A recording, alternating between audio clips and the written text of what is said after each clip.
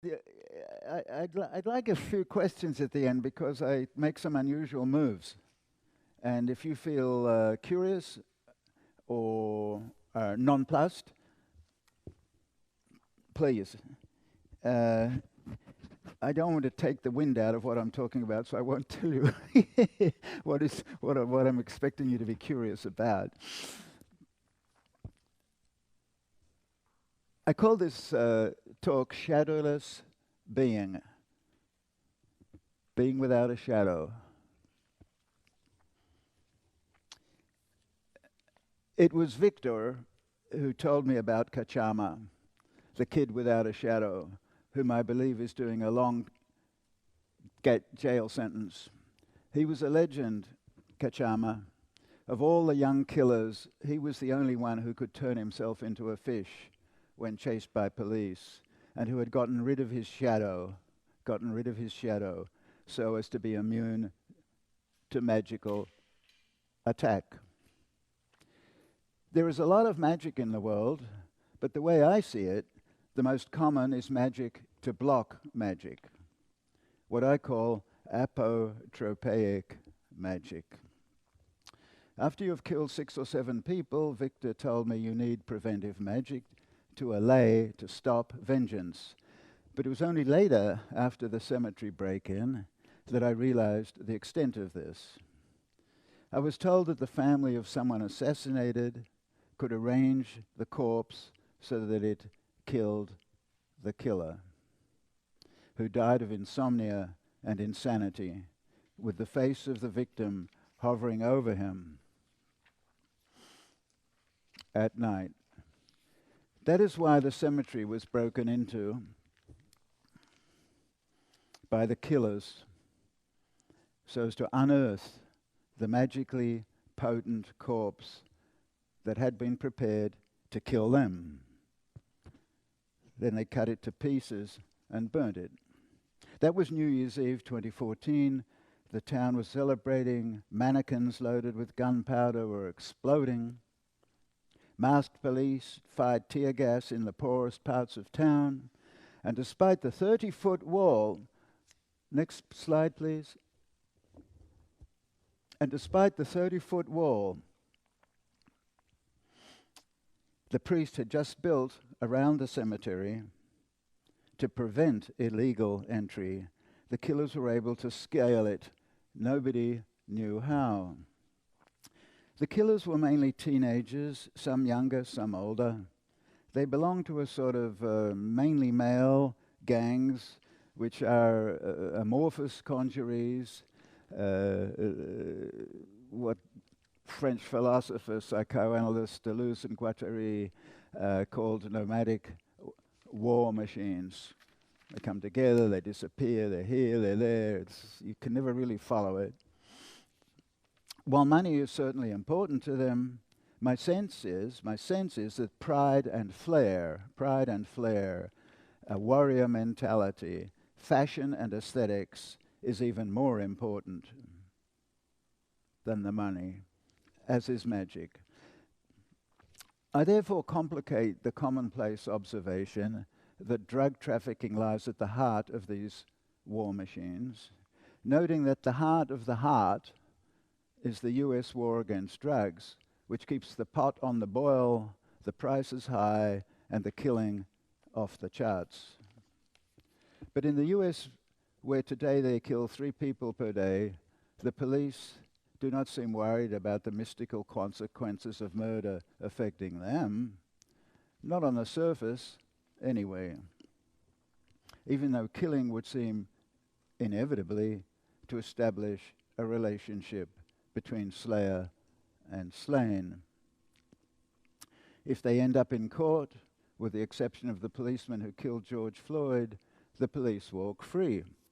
If the family of the victim receives compensation, it comes out of state or local taxes, which does not affect the police, not directly. Meanwhile, defund the police dies a natural death, yet the phone videos of police assault keep coming, reenacting the moment of death. Kachama was his nickname, the name of a blackfish. That seemed right to me. a fast-moving, aquadynamically shaped flash of a thing, swimming like flying in 3 dimensions and rarely visible to the normal human eye. That was Kachama, transparent, unearthly, without shadow. Judge Munoz, a friend of mine, told me Kachama once escaped the police by diving into a barrel of water where he was invisible. But the police, if I remember correctly, saw bubbles, blub, blub, drained the water and caught him. So the police know a thing or two, I suppose, as do tales of magic. Teofila told me that Kachama's mother was born in Santa Maria by the Timbiquí River on the far-off Pacific coast. Teofila's grandmother, also from the Timbiquí River, told her to be careful at 3 in the afternoon. Why? Because it is then that your shadow can be stolen by someone using a mirror so as to bewitch you. Steal your shadow, then you're vulnerable. Using a secret, meaning a magical prayer, Kachama was able to get rid of his shadow. So as to prevent that, a fine example of defensive apotropaic magic, which is my main topic here today. Without a shadow, shadowless, he could not, presumably, be the victim of corpse magic.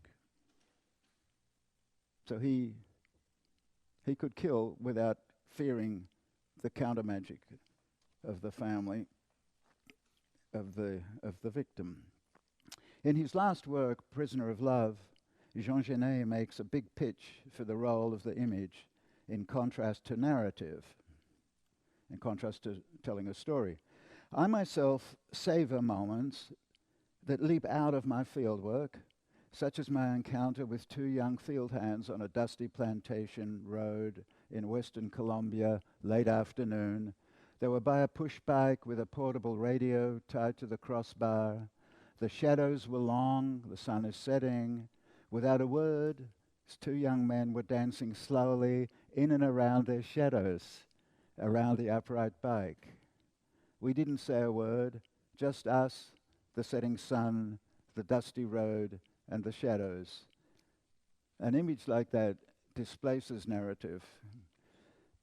In his absorbing article on the rights of death in the Chocó region, north of the Timbiquí River and just below Panama, published in 1961, the African-Colombian anthropologist from the Chocó, Rogerio Velázquez, drew attention not so much to shadows as to reflejos, to reflections. He noted that one test to determine if a dying person was actually about to die was to see if a mirror reflected the face of that person. To me, the idea that a mirror would fail to reflect the face of a person dying or not dying is an amazing concept. It is, for those of you who are into this sort of things, it is Lacan's mirror stage in reverse, with the dissolution, not the construction of the subject, be that as it may. Imagine looking at the mirror and seeing nothing, just the greyish sheen of the mirror surface. What is more, after this test, the mirror had then to be buried. The mirror had then to be buried because it would damage the eyesight of a person who later looked into it. How many hefty tomes could be written on this by our university professors? As regards a person's shadow, Velázquez asked people, "What is life?" Well, that's a pretty broad question. What is life? Some responded, "Who knows?" While others said, "Maybe it's one's breath, in one's blood, or perhaps it's one's shadow." What is life? In the case of murder, in which the murderer has fled, Velázquez was told of magical procedures immobilizing the murderer because the shadow of the dead person The shadow of the dead person is now dressed in dazzlement. I found that hard to translate. Revestido de extraños resplandores. Revestido de extraños resplandores. And I translated that because the shadow of the person is now dressed in dazzlement, that freezes the murderer. Velázquez has even more to say about reflections, as when he tells us what he calls the fantastic ideas to be found in Western Colombia. He means the Pacific coast. These include portraits appearing in pools of water. So wonderful. And also echoes of sounds. So we've got visual reflections and we've got sort of oral reflections. Echoes of sounds, phenomena he associates with black magic. But he is not more explicit, which is a great pity. It's a long article too. At this point you might think of the shadow play that occurs at sunrise. Well, I know, because most of you are artists and a lot of you are into film. At this point you might think of the shadow play that occurs at sunrise and sunset, what filmmakers often call magic hour. For indeed, we are talking about magic, are we not? That at those times, sunrise and sunset, the shadows are attenuated, like those two guys dancing around their shadows on the shadows are attenuated. The light as a whole is quite different. Animals emerge and reality twists on itself. With dusk, the famous owl of Minerva takes flight and the fireflies emerge, dancing. Ask yourself, what will happen to the magic hour as climate change proceeds? Will both day and night be made evanescent as magic hour expands, re-enchanting our disenchanted universe with special doomsday effects? Teofilo's Aunt Maria, who lived in Santa Maria on the Timbiquí River, could dive into the river and emerge holding steaming chontaduro palm nuts in her hands. Chontaduro nuts are a tasty treat found mainly on that Pacific coast. She learned how to do that from her cousin Dominga, who learned it from a deck of playing cards and from tobacco magic, meaning divining while smoking a cigar, consulting the ash still fixed to the burning end. As my cartwheeling example suggests, magic creates magic, just like apotropaic magic is magic that prevents magic, which is to say, it prevents a specific application of magic while maintaining it as a force, while maintaining magic as a force in the world. This seems to me a scheme provoking more reflections and more echoes, such as we could say that apotropaism is based on the art of mirroring. Applied mimesis, we could say. By comparison, the priest's wall, 30 feet high, around the cemetery, designed to prevent break-ins, seemed singularly unimaginative. Just say no. But with apotropaism, there is movement, not a wall, but a choreography of sorcery and counter-sorcery and counter-counter-sorcery ad infinitum. And why that stupendous wall? To prevent gangsters from climbing on the previous much lower wall during their funeral rites? Could we have the first... the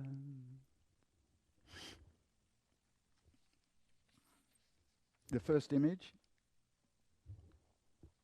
Why that stupendous wall? To prevent gangsters from climbing on the previous much lower wall during their funeral rites? I think of Victor here, who told me about Kachama.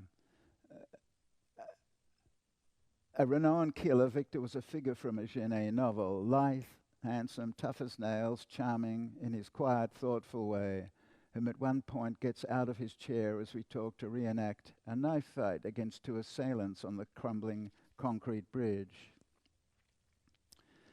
over the river Palo that runs through town, with his long arms circling like a spider. I see him balanced on the balustrade like in a ballet, wielding his knife, flashing in the sun like the gangsters years ago on the cemetery walls, like the buzzards on the abattoir walls, echoes of echoes, reflections of reflections, like the police who displaced the gangsters on the cemetery wall.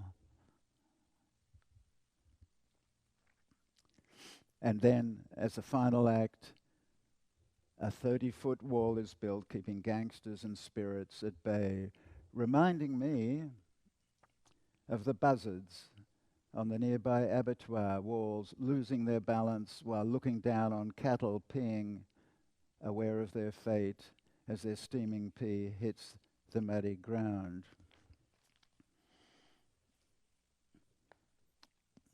I am not here focused on magic as getting something, winning a lottery ticket, winning a lover, but I am focusing on the constant need to exert magic so as to stop magic being exerted against you.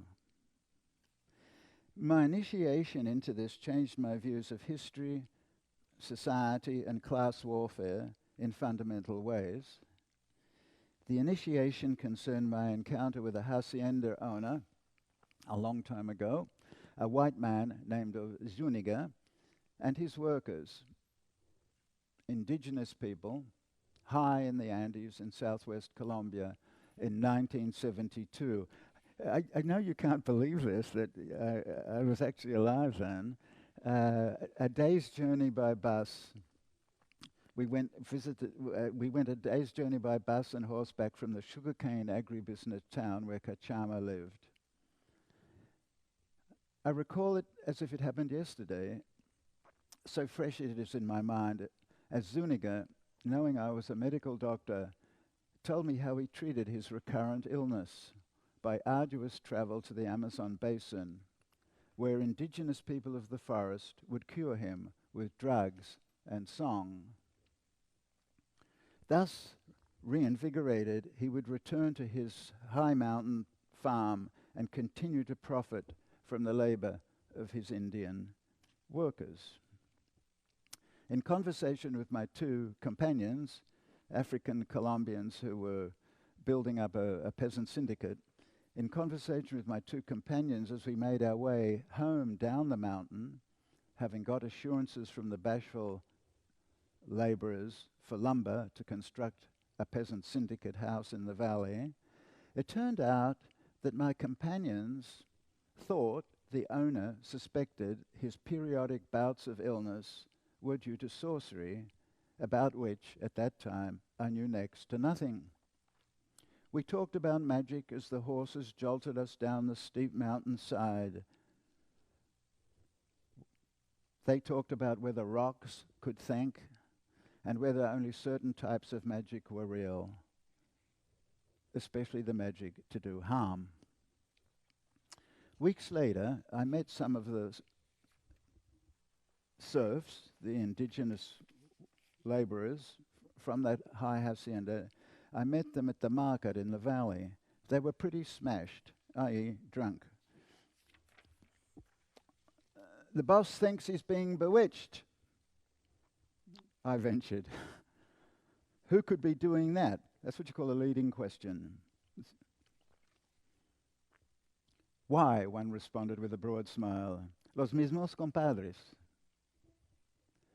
So the boss thinks he's being bewitched, which I'd learned from my going down the mountain. Boss thinks he's being, who could be doing that? And they responded, us. So when he says los mismos compadres, the hacienda owner would be in a compadrasco relationship, a godfather relationship with his workers. So when they have children, he becomes the godfather. That's what's meant by that remark, and it's beautifully just 3 words, and it says everything. Why? Los mismos compadres, meaning the laborers themselves whose children had the hacienda owner as their godfather. In other words, the owner felt his own workers were making him ill with their sorcery, but he was able to keep employing, not to mention exploiting them, so long as he had resort to what he felt was stronger magic than theirs. Every so often, however, their magic would break through his protective shield, his apotropaic magic, and he would have to replenish his stock of apotropaic magic by seeking out what he took to be the stronger magic of the people in the forests. Similarly, it would appear from Victor that gangsters can keep on killing provided they are magically protected from corpse vengeance magic or other forms of vengeance. But the situation is circular and open to perturbation, as on the vast eastern plains of Colombia, using magic to make oneself invulnerable to bullets, according to the following story of Don Mario, a famed paramilitary leader. I came across in Columbia magazine and wasn't sure how true it was. And a few months back, I was a PhD examiner at University College London, and the thesis written by a Colombian woman, Johanna Perez, was all about the making of bulletproof men. And she also used this story, Don Mario's story. This is supposed to be taken from the diary of a paramilitary chieftain called Don Mario. As the fiesta was finishing, writes Don Mario, I asked Belisario to show me the 25 prisoners of the Buitrago group that had surrendered rather than face certain death. There was a war between rival factions of paramilitaries. Huge numbers of paramilitary fighters, like thousands. There's a battle, these guys win, they take prisoners. Belisario wanted to kill the prisoners, but was waiting my permission. I asked the prisoners, which of you wants to work with us? Some 15 said yes, but 2 preferred to be killed, one of whom attracted my attention. He was very badly wounded, but what was strange was that there was no blood emerging from the bullet wounds. I called for a doctor, but the kid said, Senor, let me die. Believe me, senor, I am not crazy, I am not a coward, but I implore you to let me die. Let me explain, he continued. Since quite a while, I have made a pact with the other being, asking for protection. This apotropaic magic. Since quite a while, I have made a pact with the other being, asking for protection. I prayed with the cross, following the instructions of the person making the pact, so that bullets would not enter me. I had to follow the rules that the spirits of the dead demanded. Today they inform me that my hour had come. You have to ask to be killed. He raised his shirt and said, look at these wounds. I am rotten through and through. I looked. The wounds were profound. Some went right through the body. It is a miracle. He's still alive, I said to Belisario, who replied, best to kill him. I gave the order to 2 of the toughest guys we had. The wounded man was put on the back of a pickup truck to be killed. Half an hour later, the men reported that it was practically impossible to kill him, that they had emptied their magazines into him but could not kill him, and so they cut him to pieces. He was a bulletproof man, as Johanna Perez calls them, protected by spirits of the dead, set up by an indigenous woman healer. This is one of the hugely important entailments that I'm not going to go into, but this use by these mestizo guys of indigenous healers to do this sort of become bulletproof men, and they're protected by the spirit of the dead. But as you just heard, it has its limits. A superstitious lot. It is not widely known or discussed, but there is evidence suggesting that the Colombian paramilitaries, who are terrifying and numerous, are a superstitious lot. Despite their close connections to the regular army and powerful politicians, they may ply themselves with magical protection, often sought from indigenous healers, yet it appears that at times they too, they fear the spirits of the people they kill. I don't exaggerate this, but you hear these stories occasionally. These guys are callous killers who make a big deal of their nastiness, operatic, you could say, yet underneath all that, they may be shit scared of the people they kill. See, this is something we've been talking a lot about, US police, on the surface of it, impervious. You know, think about these paramilitaries. Well, it's a very different situation, but they're even here. And if my bodyguard, who served 17 years in the Colombian Special Forces, and then 5 in the French Foreign Legion, is any guide, you thought you knew about magical realism, right? According to my bodyguard, the regular army is pretty much the same. I appreciated the way he anointed his revolver with holy oil, blessed by a priest, bullets included, to which he added the juice from a special plant which gave the bullets their greenish hue. Preferring magical spells in Latin or Spanish, Latin to Spanish, preferring Latin to Spanish, he nevertheless attached great importance to lighting a candle each morning and praying to the animas, the souls of the dead, imprisoned in purgatory, whom I shall discuss later. I don't think I do. You help the spirits escape from purgatory, and they reciprocate, help you. The prayer goes like this: Que la Santa Cruz sea mi luz, que no sea el dragón, meaning el diablo. Mi Señor, vete atrás, Satanás, no me tientas con cosas malas. Es malo lo que das de probar, bebe tu propio veneno. Every morning. This is strange. It registers a world in which one is being continuously tempted by evil in the form of the devil, whom, with your saint's assistance, shall be obliged to turn on himself. Actually, a marvelous example of apotropaism. Every morning, the freshly lit candle tremulously illuminates a world whose default position is evil, a world in which killing is bad, but to which you get used.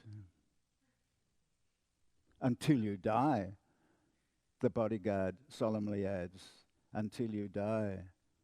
Then he says, it catches up with you, big time.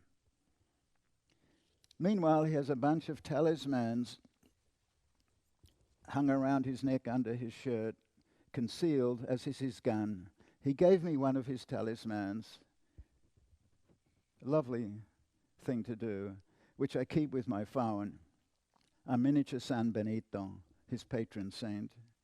After all, his job was to protect me, along with the leaders of the school, indigenous school, I was invited to visit. I've been exaggerating. I call him my bodyguard. He was actually a bodyguard for the 2 women who ran the school, but seeing they had invited me and I lived with them, he was sort of my bodyguard too.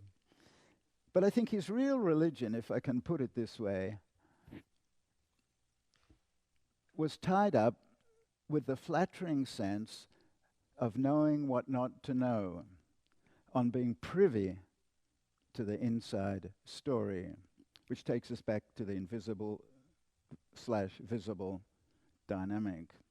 He was privy to the inside story. I think this is the quote-unquote real religion that he lived by. Everywhere and everything to his way of thinking.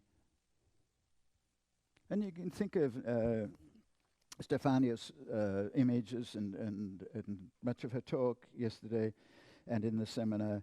Everywhere and everything to his way of thinking was set, but this, I'm doing it in a completely different key, right? Everything and everything to his way of thinking was saturated by double talk, with a knowing wink and a nod, to which experts like him are in the know.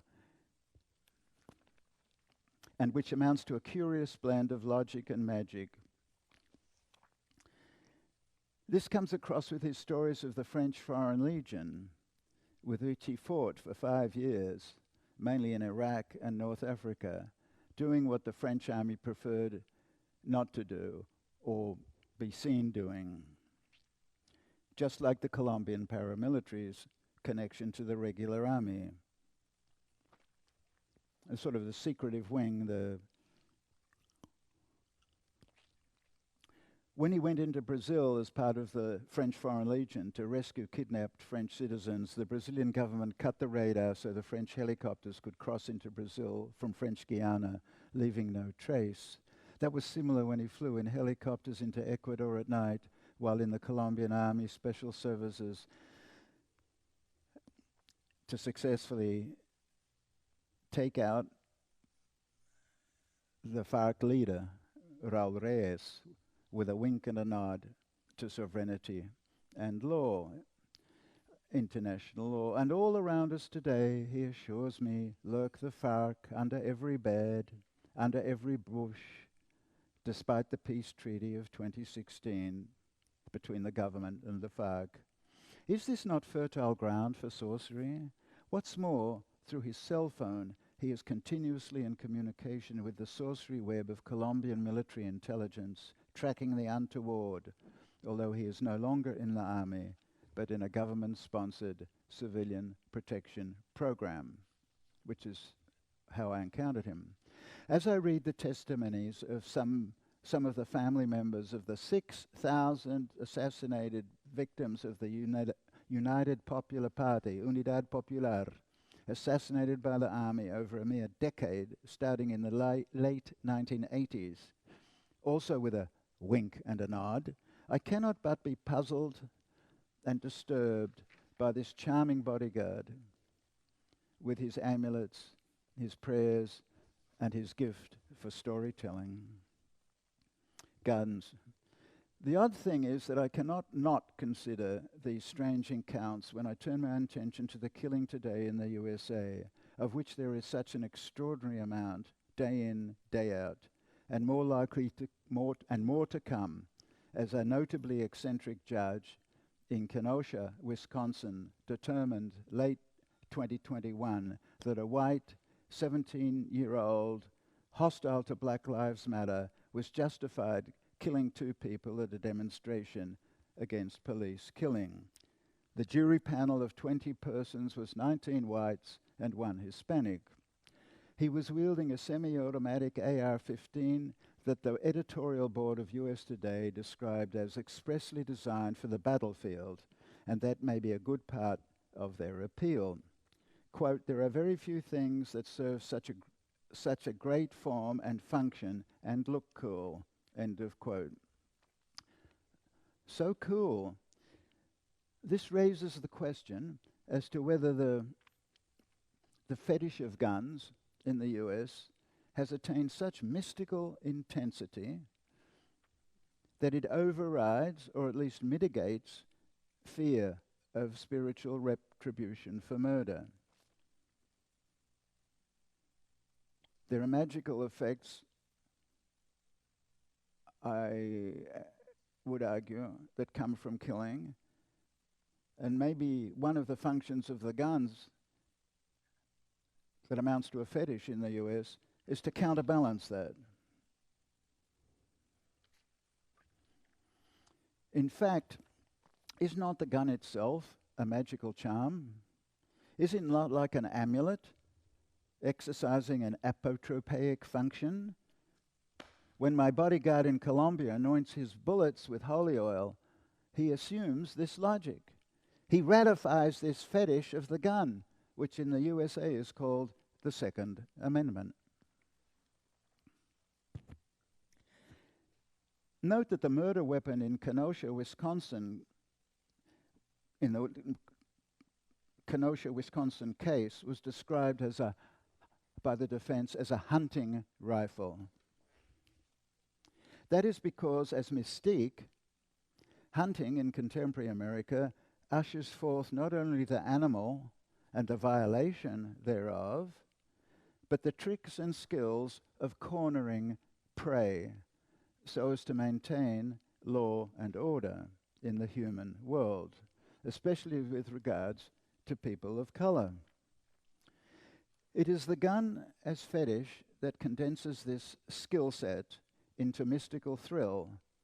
Fetish, in my book, being defined as not only erotic, but that which, created by man, then stands over him as godlike, as godlike. You see this in the gun supporters' claim, quote,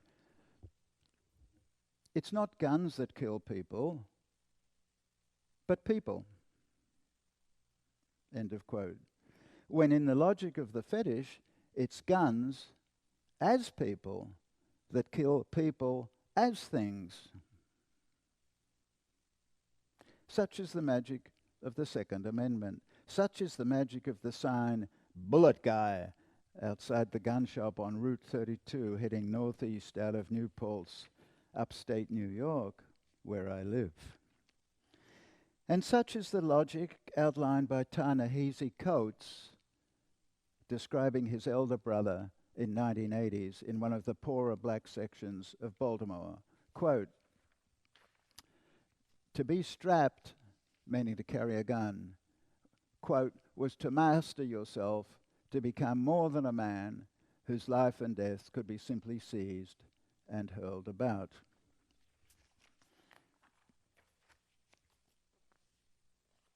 Could I have the next image, please? Next one. Right. Now, I've been talking about tropaism. I now want to talk about the shape of Apo Tropaism. And this is all very new to me, and this is where I need some help, because I never thought about shape before, really, consciously in my life. And I've had quite a few years. Never thought about shape. Who does?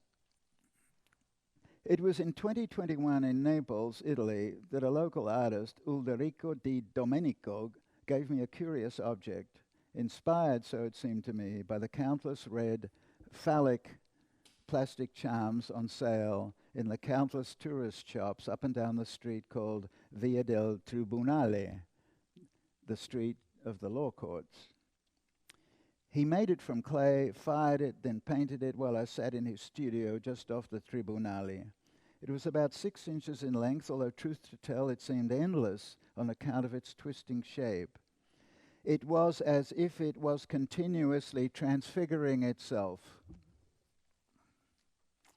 I could imagine it as a living creature, probably marine, undulating through the sea. Other times it seemed like a dried husk of a plant pod, cartwheeling with the wind over desert sands.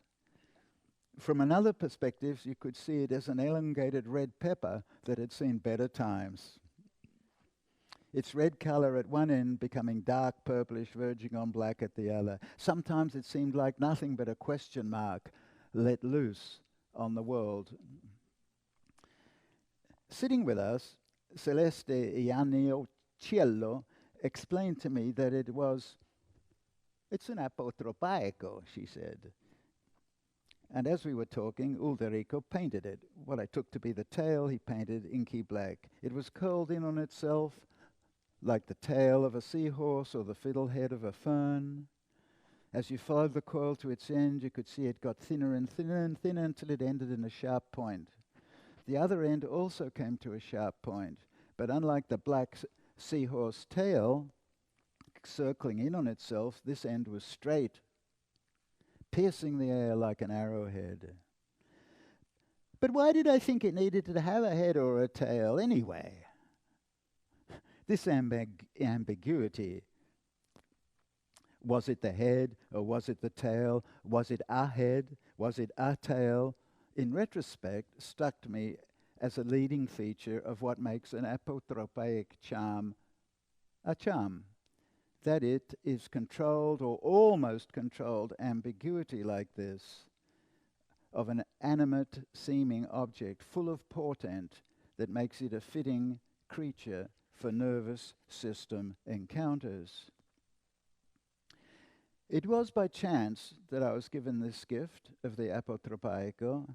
It was something I could hold in my hand. That's important, feel the weight. Something I could hold in my hand, feel the weight, while watching the surfaces pass back into themselves via unexpected declivities, swellings, points, and curls. This experience was something more than conceptual or conscious reasoning. It was more than ideas, it was shape. It was more than ideas, it was shape.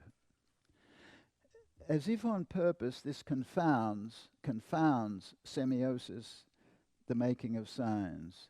It also confounds hermeneutics, the making of interpretations. It is the shape more than words or concepts that carries out the magical work, blocking magic. But what sort of knowledge is shape? Dancers must know a lot about that.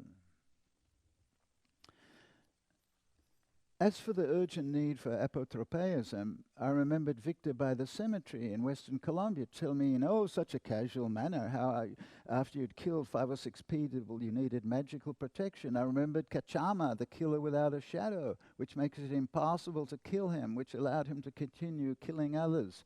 So the story goes. Ulderico painted most of the atropaico red. The midsection was thicker and round, suggesting a fullness, a hint of pregnancy perhaps, or an anaconda having swallowed something large like a goat or a cow, making its way through the digestive tract. Overall, there were 2 twists, one that rotated the entire length like a corkscrew, the other twist being a partial doubling back of the central axis on itself. Curls and twists were what made this object what it was, curls and twists. It was symmetrically asymmetrical, consisting of shapes dissolving into other shapes as your eye roved over its surface. Doubtless, such dissolution happens when viewing any sculpture or 3-dimensional objects from different viewpoints. But this apotropaiko was the essence of that, a deliberate exercise in shape-shifting contortion. Catch me if you can, it seems to be saying. Think of it like a spiritual fishhook or a lightning conductor gone baroque. If Deleuze and Guattari take the rhizome as their analytic figure, I take the spiritual fishhook. Could I have the next image?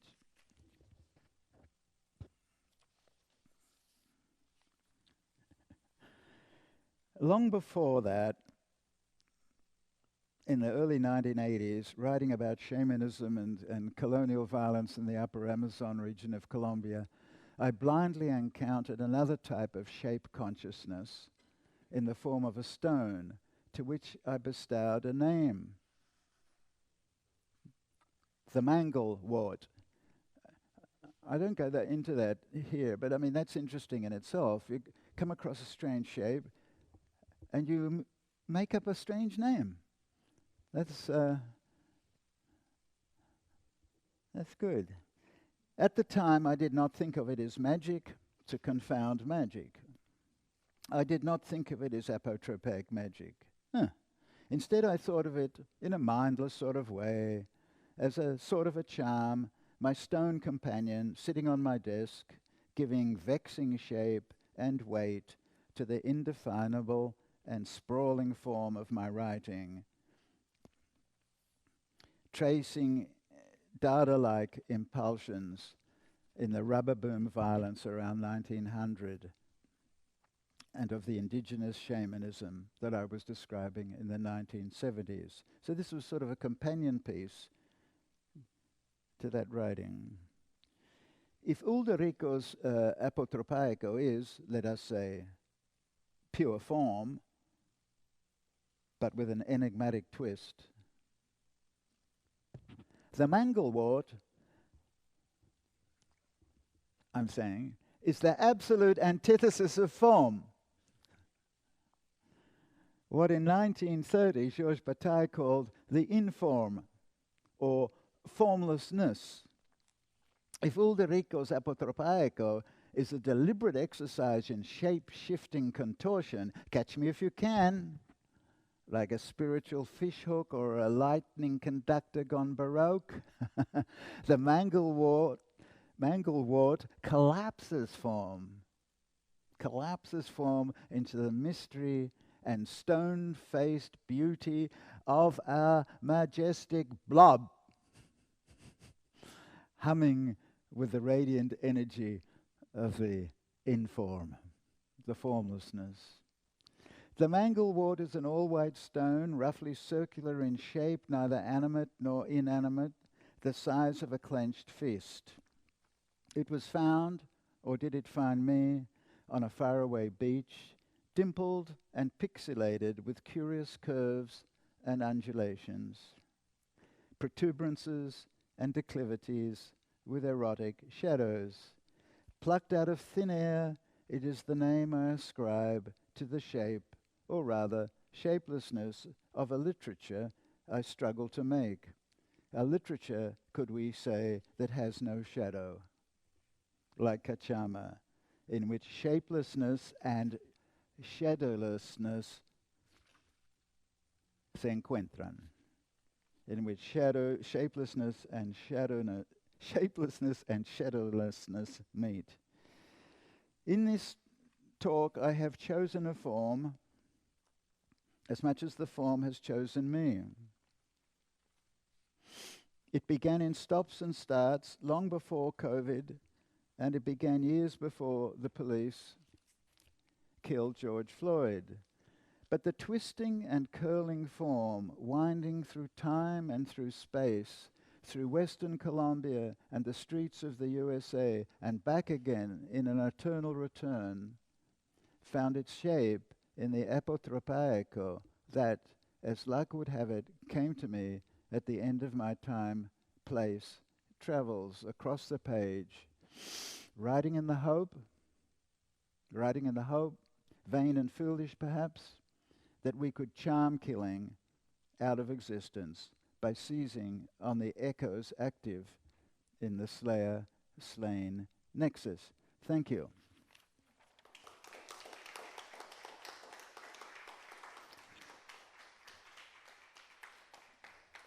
So, what do you think of this shape thing? My discovery. Alice.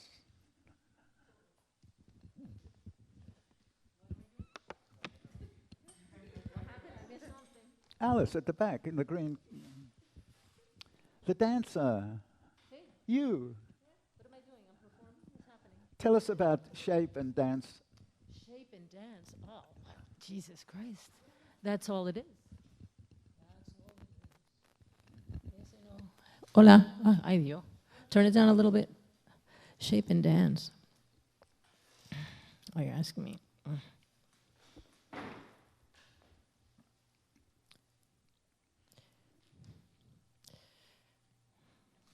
You put me on the spot here, dude.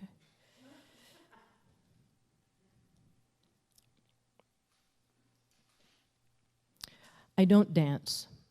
We don't dance. We create shape with our movement. I don't see it as dance. I don't see it constructed from the outside in.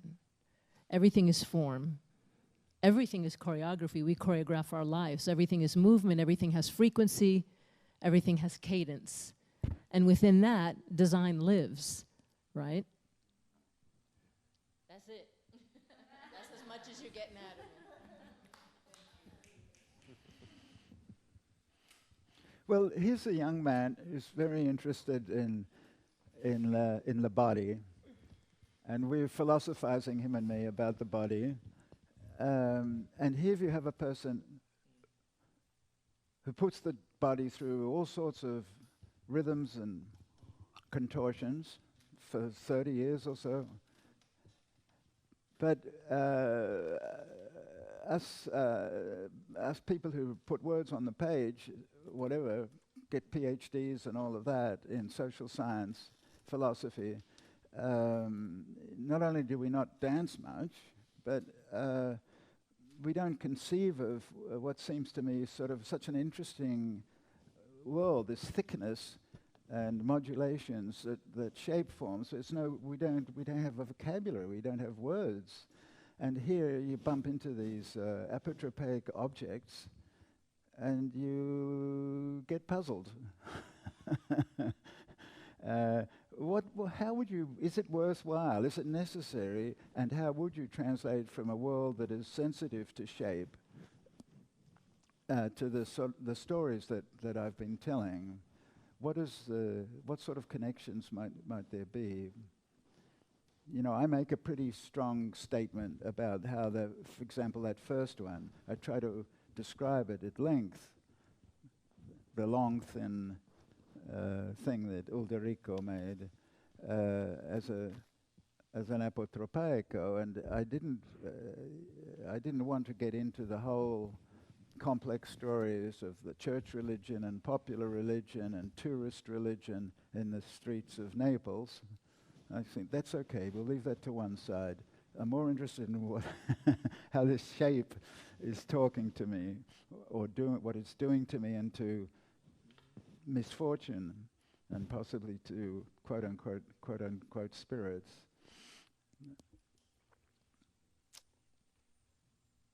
You're up against a brick wall, right? Like me. Well, you've got to admit, it is interesting.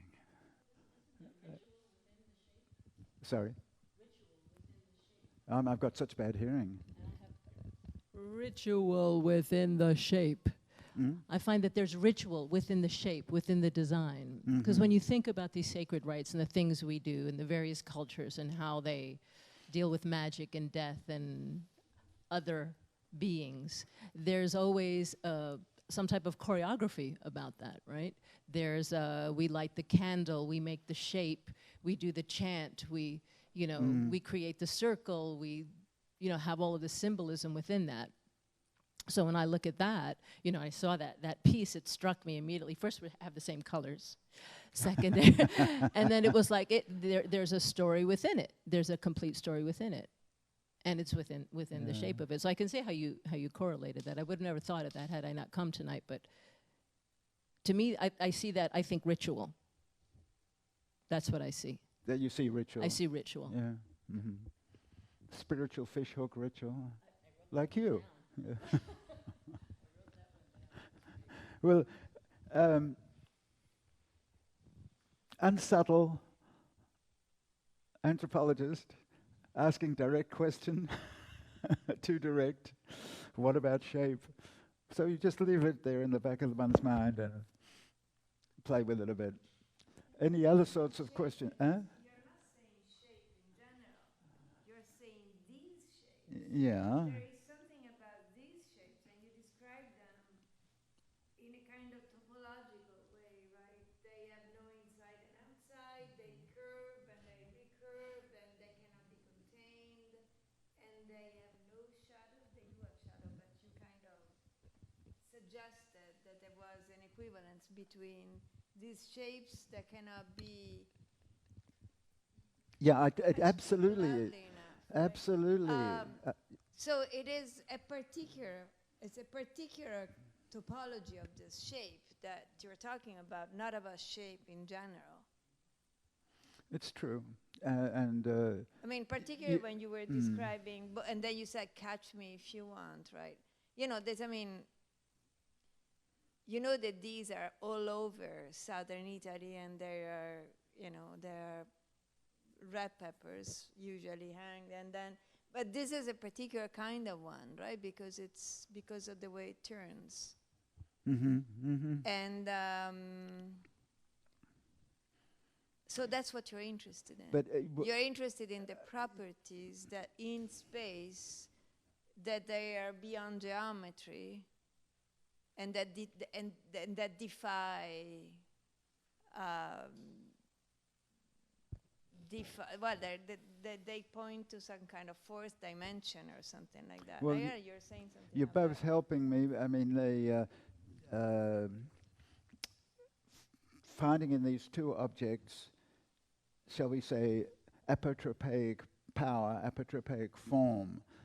And this requires even more description, perhaps, of the ins and outs, the inside, outside, etc., etc. But I still wonder whether there's something resistant to language itself about these objects, or at least a dance combining language and quote unquote the shape. And I like the way you remembered and mentioned the relationship I'm positing, perhaps a little illegally, between shadowlessness and shapelessness that I did at one point towards the end. Yeah. Shadowless writing. Right? You said that you wish. Diffuse. Yeah. No, you called it a writing without a shadow.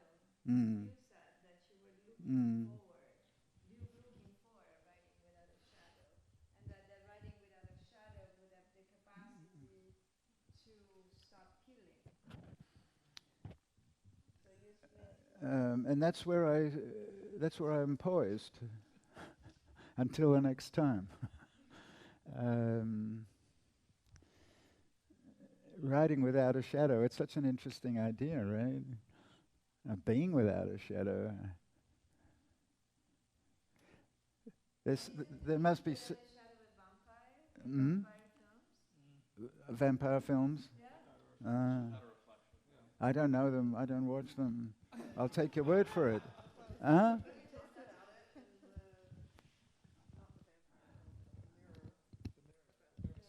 I'm just a narrow-minded, middle-class white guy who reads philosophy. I don't go around looking at vampire films like these Californian academics.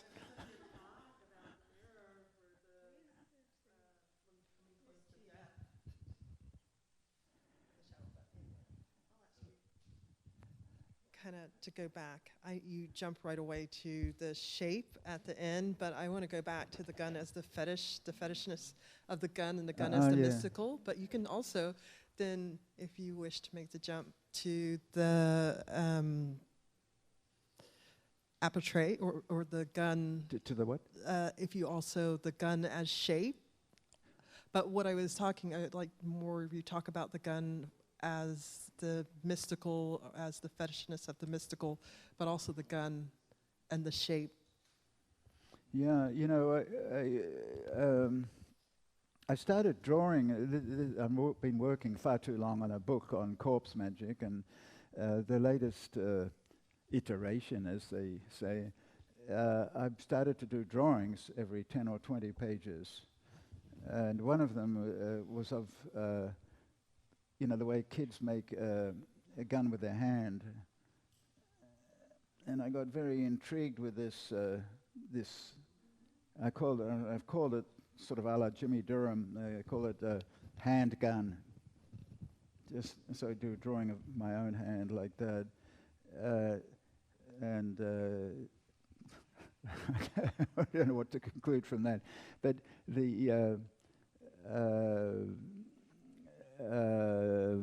I did have something in mind, which is I think I've lost it. But I did mention that I felt that the magic of guns, which I think is real, incredibly real. I mean, I've only held a gun once, and it was like, wow, what an awesome feeling. I imagined America has something like, I think, 400 million guns, and only 20% of gun owners have one gun.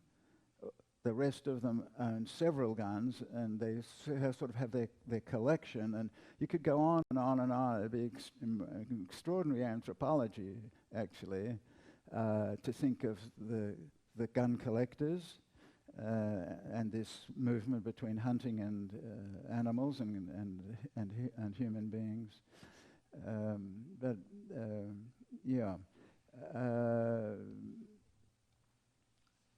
I keep thinking of ways of deflating this magic of the guns, you know, like historicism. But, you know, I was sort of fascinated by the invention of the machine gun, and it occurs in the Civil War in the United States. Some guy converted a pea planter. His name was Gatling. He converted a pea planter into a machine gun. And it was produced during the Civil War, and it could fire something like 200 bullets a minute. Hence the term today, often slang word for a gun is a GAT, G-A-T. It's short for that. And I keep thinking about this transmission from an agricultural device to plant peas to become an AR-15 in Wisconsin in 2021. But what does that deflate the, it's just a minor footnote to a minor footnote. But from a pea planter to a machine gun is quite a jump, interesting jump. This guy was on the side of the Union. He was on the anti-slavery side, and he felt that a machine like this would shorten wars and make them more humane. Same as the guy who in Buffalo, about 20 years later, 30 years later maybe, invented the electric chair. Same idea, because hanging was seen as inhuman. So it was a pretty remarkable period, and I guess we've still got it in different ways. This belief in technology and progress, these inventions would, like the drones, I guess, have largely beneficial effects, like the computer has largely beneficial effects. I don't believe that. Yeah. Anyway, I'm straying off the subject. While I've been raving, have you got some more thoughts on this question? I was also thinking now about how we create. How what? How we're creating shapes, even with the gun, with the 3D printing.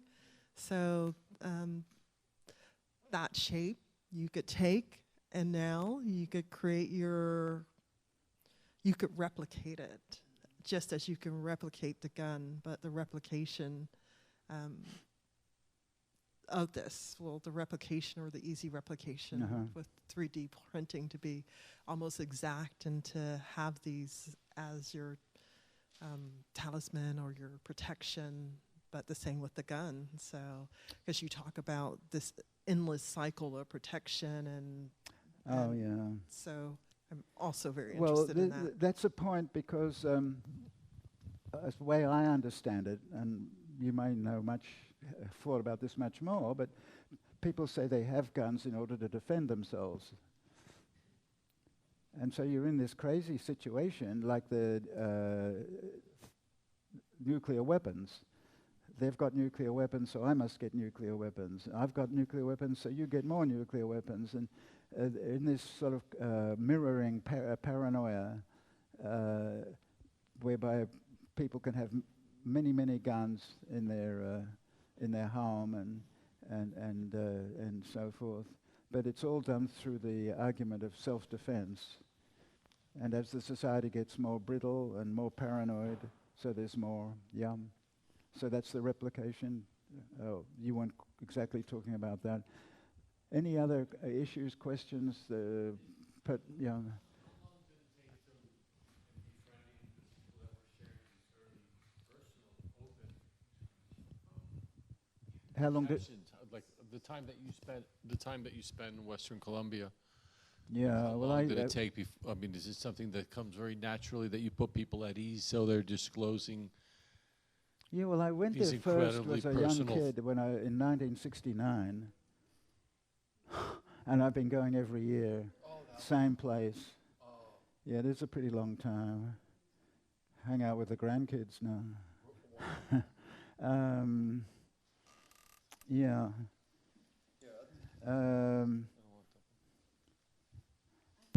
I've never worked with some of these people, like this bodyguard guy was a complete knockout to me. I couldn't believe what he was telling me. I'd never had the closeness experience with those sort of people, never. It was complete fluke. And that's what anthropological fieldwork is like. You're sort of floating around, and the weirdest things happen to you. He used to sit outside these two indigenous women's house in the school I was at, and he's bored to death, and he has a car that the government gives him. The government gives him a salary to protect indigenous leaders. And so he would take me different places, and he was absolutely a sweetheart. But he was also, he had a mission. So it's been a fair amount of time. Sure. I'm just going back to what you previously stated about this desire to deflate the magic of the gun. And it seems as if that, like, because you had mentioned in your previous statement, the brittling of society as a result of these replications, or just how the bodies of this gun that originally served this original purpose became something else, and how it's just constantly being reconfigured. And it seems as if that we're kind of left with this. We're left with this fetishization of the gun, and so, and that gun has the capacity to not only contorts all shapes, including bodies as well, in a literal, real way, as you were like mentioning about the bulletproof man, right? And it's a real physical, the magic of the gun has real physical effects. And I think what you're pointing to is that, like, the possibility of deflating the magic of the gun is something that it remains in question, because it seems as if that it's becoming much more, the brittling keeps going. And so what do we do with that? Yeah, I mean, I don't want to go into it too much because it just go around in circles, but it's peculiar to me, strange to me, how this fetishistic character of guns is not mentioned much. You know, you get lots of statistics, different type of guns, different types of suicides and murders and so forth. But the gun as a magical object, maybe it's too obvious. I mean, what would it be like to get up into the US Congress and start talking about fetishism and the magic and so forth along the lines of, you know, we're going to redesign the laws about such things. I was just thinking, you know, answer to both of you in a way. That I was thinking about that drawing I made of it's meant to be a sort of an ironic statement. The title of the drawing is Handgun, and then it's a kid's hand or my hand. And you know that kids do these things. Also, we make shadows, right? You know, the art of making shadows. You're moving your fingers like this. But I thought, actually, I should have put that drawing in with this final section as an apotropaic image. So let's think of that as an apotropaic image. So I'm not really answering your question, but I'm just saying that it is strange to me that not more is made of it. Knowing me, you see, automatically you think, oh, well, he's going to talk about fetishism, right? But I do think it's odd that not more is talked about the magical quality of this, one of the greatest threats that faces this country. And all these attempts to explain it, you know, the Canadians have got just as many guns, but they don't kill anybody. The rest of the world, or large parts of the rest of the world, don't have guns, you know, et cetera, et cetera. It is a very peculiar issue with, I have heard people talk about the mythology of the gun, which gets very close. Frontier society and the myth of the West and the Westerns. One of the things where the fetish comes out strong is in Sergio Leone's spaghetti westerns. Great works of art. but he's just riffing. He's riffing. He's sort of poking fun at the same time adulating the fetish of the six gun in the American cowboy films, American westerns. He makes them beautiful and dramatic and funny all at once. He's a very good example of gun fetishism. And that guy who's, I think in real life, a bit of a monster, Clint Eastwood, he's there with the cheroot and the Mexican serape, or whatever they call it, poncho. He just stands there with that face of that immovable. You can see him in a Nazi film, really. I don't want to speak too badly of the guy, but I mean, he's definitely cast as Mr. Ice, implacable. That sort of image should be attached to the gun itself.